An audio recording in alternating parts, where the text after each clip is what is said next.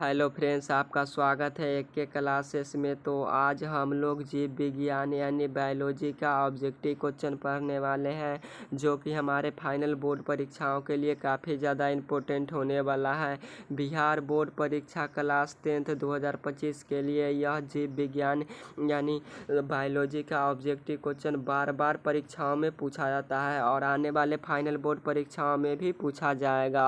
और question bank का objective question पढ़ने वाले हैं 2011 से लेकर 2024 तक जितने भी बायोलॉजी का ऑब्जेक्टिव क्वेश्चन पूछा गया है वो सभी पढ़ने वाले हैं। तो चलिए आज का क्लास स्टार्ट करते हैं। और आपसे एक छोटा सा रिक्वेस्ट है, अगर चैनल पर नए आए हैं तो चैनल को सब्सक्राइब और वीडियो को प्लीज़ ज़रूर लाइक कर लीजिएगा, ताकि आपके पास नोटिफिकेशन पहुंचता रहे और आप अपनी तैयारी अच्छे से तरीके से कर सकें। 50% लगभग क्वेश्चन हमारे बोर्ड परीक्षाओं में क्वेश्चन बैंक से ही पूछा जाता है और क्वेश्चन बैंक पढ़ना हमारे परीक्षाओं के लिए काफ़ी ज़्यादा इम्पोर्टेंट होने वाला है। तो चलिए आज का क्लास स्टार्ट करते हैं। पहला नंबर क्वेश्चन है, मेंडल ने अपने प्रयोग के लिए किस पौधे का चुना था। यानी मेंडल जब अपना वर्गीकृत कर रहा था तो उस समय मेंडल ने अपना प्रयोग के लिए किस पौधे का चयन किया था। और यह भी क्वेश्चन बार बार परीक्षाओं में पूछा जाता है और फाइनल 2025 में ज़रूर पूछा जाएगा। तो इसका राइट आंसर हो जाएगा ये है, मेंडल ने अपने प्रयोग के लिए मटर का पौधा का चयन किया था। और मेंडल ने कितने विकल्पों लक्षणों का अध्ययन किया था, तो 7 विकल्पीय अध्ययन किया था, 7 विकल्पीय लक्षणों का।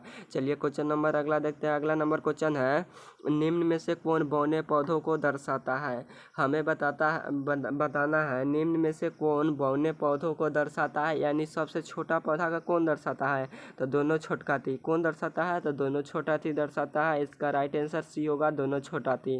और हमसे पूछता निम्नलिखित में से कौन लंबा पौधा, लंबा या बड़ा पौधा बोलता तो दोनों बराटी दर्शाता है। लंबा पौधा या बड़ा पौधा पूछेगा तब दोनों बराटी। चलिए क्वेश्चन नंबर अगला देखते हैं। अगला नंबर क्वेश्चन है, कौन सा अभिलक्षण वंशागत नहीं है। कौन सा अभिलक्षण वंशागत नहीं है, तो आँख का रंग ये वंशागत है, चमड़ी का रंग ये भी है, शरीर का आकार ये भी वंशागत है, परंतु बाल की प्रवृत्ति ये वंशागत अभिलक्षण नहीं है। इसका राइट आंसर डी होगा, बाल की प्रवृत्ति। चलिए क्वेश्चन नंबर अगला देखते हैं। अगला नंबर क्वेश्चन बोला है, स्त्रियों में लिंग गुणसूत्र होता है। स्त्रियों में लिंग गुणसूत्र होता है, तो स्त्रियों में लिंग गुणसूत्र क्या होता है, तो XX होता है। इसका राइट आंसर ए होगा। और हमसे पूछता पुरुषों में लिंग गुणसूत्रों की होती है तो क्या होती है, तो XY होती है। अगर पुरुष में पूछता तो XY होता, हमसे पूछा है स्त्रियों में, तो इसका राइट आंसर ए होगा, XX। चलिए क्वेश्चन नंबर अगला देखते हैं। अगला नंबर क्वेश्चन है, द ओरिजिन ऑफ स्पीच नामक पुस्तक किसने लिखा है। द ओरिजिन ऑफ स्पीच नामक पुस्तक किसने लिखा है, तो चार्ल्स डार्विन ने लिखा है। इसका राइट आंसर ए होगा, चार्ल्स डार्विन ने। और अरस्तु कहाँ के रहने वाले थे, तो अरस्तु जर्मनी के रहने वाले थे। और किसने कहा था मनुष्य सामाजिक प्राणी है, तो यही अरस्तु जी ने बोला था। और मेंडल ने अपने प्रयोग के लिए किस पौधे का चयन किया था, तो मटर का पौधा का चयन किया था। कौन सा पौधा का चयन किया था, तो मटर का पौधा का चयन किया था। और कितने विकल्पों का अध्ययन किया था, 7 विकल्पियों का अध्ययन किया था। और यह सभी क्वेश्चन फाइनल बोर्ड परीक्षाओं में पूछा जाता है, इसलिए प्लीज़ आप लोग ज़रूर यह सभी क्वेश्चन को याद रखिएगा। चलिए क्वेश्चन नंबर अगला देखते हैं। अगला नंबर क्वेश्चन है, प्लीज़ आप लोग विश्वास करके एक बार पढ़ लीजिए एक एक क्लासेस के साथ। अगर फाइनल बोर्ड परीक्षाओं में क्वेश्चन नहीं ला रहा था, एक एक क्लासेस से पढ़ना आप लोग छोड़ दीजिएगा, क्योंकि यही सभी क्वेश्चन बार बार फाइनल बोर्ड परीक्षाओं में पूछा जाता है। तो चलिए क्वेश्चन नंबर अगला देखते हैं। अगला नंबर क्वेश्चन है, किसी जीव की जीनी संरचना कहलाता है। किसी जीव की जीनी संरचना कहलाता है, तो उस जीव का क्या कहलाता है, तो उस जीव का कहलाता है जीन प्रारूप या जीनोटाइप। क्या कहलाता है, जीन प्रारूप या जीनोटाइप। इसका राइट आंसर बी होगा।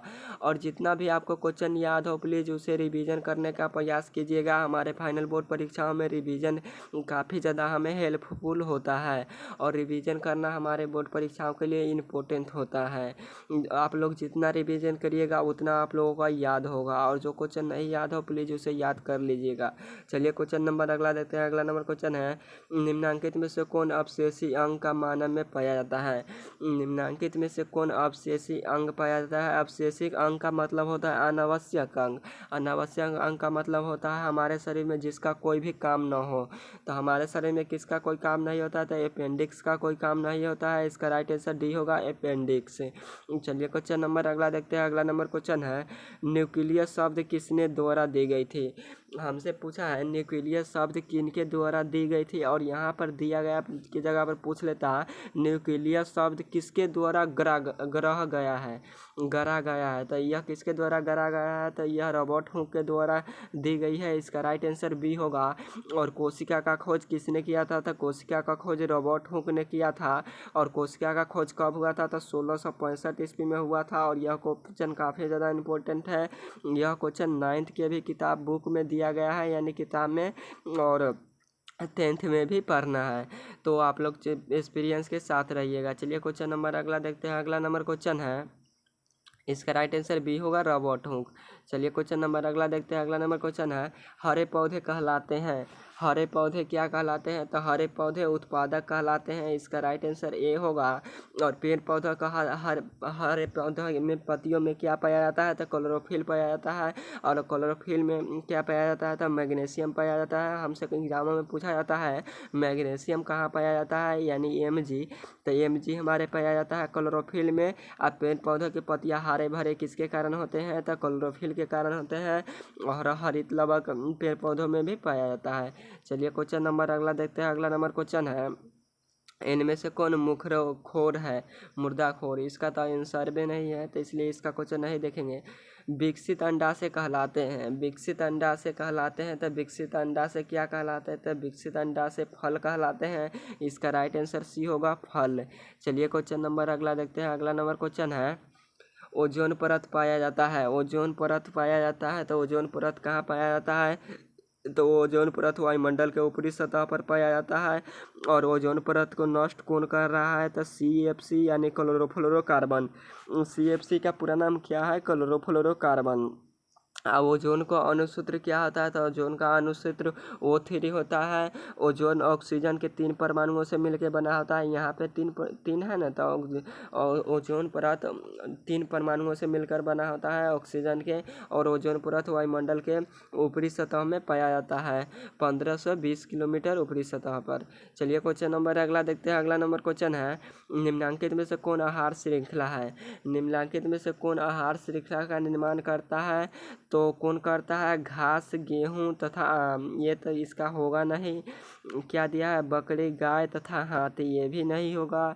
डी में दिया है घास, मछली तथा अब बकरी। तो ये भी डी भी इसका नहीं होगा। तो इसका क्या होगा? राइट आंसर बी होगा, घास, बकरी। घास को कौन खाता है? बकरी खाता है। तथा मानव। तो बकरी को कौन खाता है? मानव। घास खाता है बकरी, और बकरी के खाता है मानव। तो इसका राइट आंसर क्या होगा? बी होगा।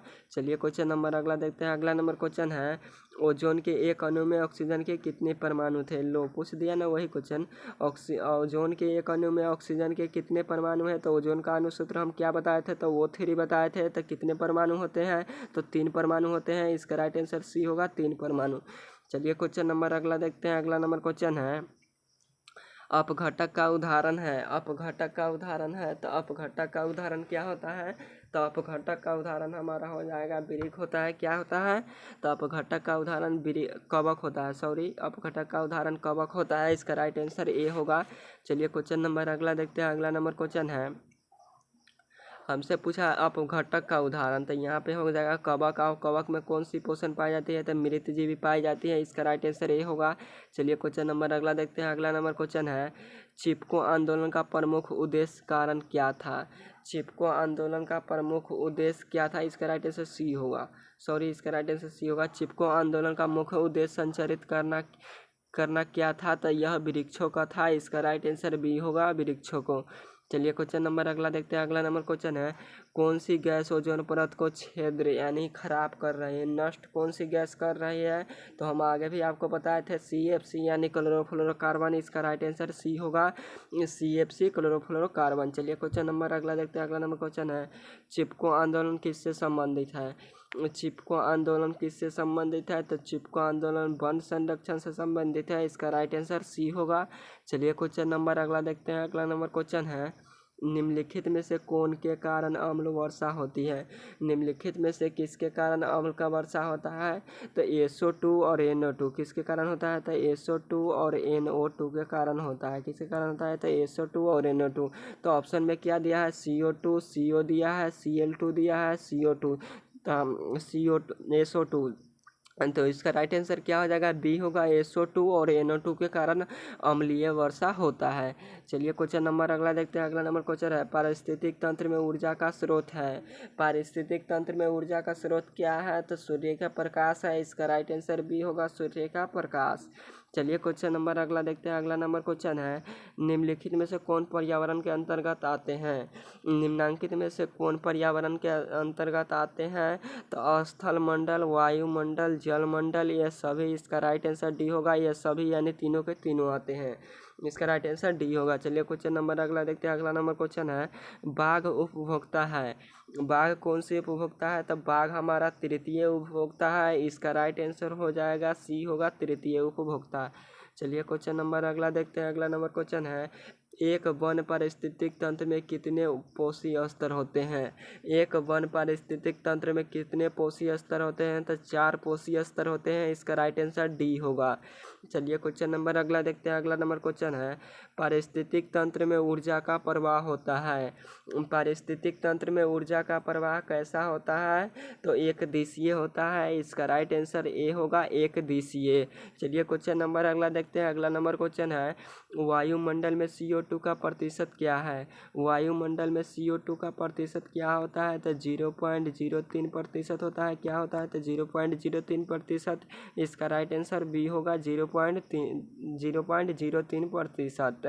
और हमसे पूछता है, नाइट्रोजन गैस की वायुमंडल में प्रतिशत मात्रा कितनी है? तो 78% वायुमंडल में नाइट्रोजन गैस पाया जाता है और 21% ऑक्सीजन गैस पाया जाता है।